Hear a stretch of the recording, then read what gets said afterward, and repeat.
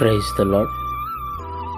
ఈ దిన దేవుని వాగ్దానము ఇర్మియా గ్రంథము 31వ అధ్యాయము 24వ వచనం. అలసియున్న వారి ఆశను తృప్తిపరచుదును. ప్రియదేవుని బిడ్డలారా, అలసి ఉన్న వారి ఆశను తృప్తిపరుచుతానని దేవుడు వాగ్దానం చేస్తూ ఉన్నాడు. ఈరోజు మీ జీవితాల్లో అలసిపోయిన స్థితిలో ఉన్నారా?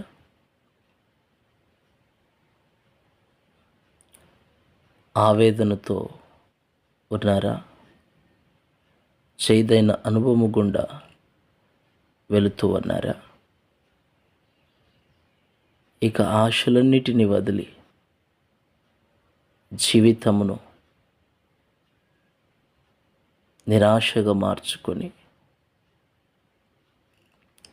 ఏ దిక్కు తోచని స్థితిలో బ్రతుకుతూ ఉన్నారా? పిల్లలను గూర్చిన ఆశ, కుటుంబమును గూర్చిన ఆశ, ఆర్థిక పరిస్థితులను కూర్చిన ఆశ, ఈ ఆశలన్నీ కూడా మిమ్మల్ని నిరాశపరిచిన స్థితిలోనికి తీసుకువెళ్ళాయా? ప్రియదేవుని బిడ్డలారా, మీ ఆశలను తృప్తిపరచుటకే దేవుడు మనందరితో మాట్లాడుతూ ఉన్నాడు. ఎంతో కొంతకాలము నుండి ఇది నా జీవితంలో జరుగుతుందని ఆశతో ఇంత దాకా వచ్చావేమో. జరగని ఆ స్థితిని బట్టి నిరాశపడుతూ ఉన్నావా?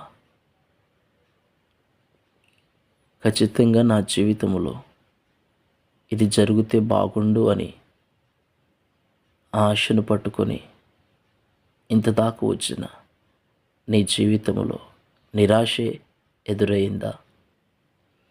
నీ ఆశలన్నిటినీ తృప్తిపరిచిన దేవుడు నీకు తోడై ఉండునుగాక.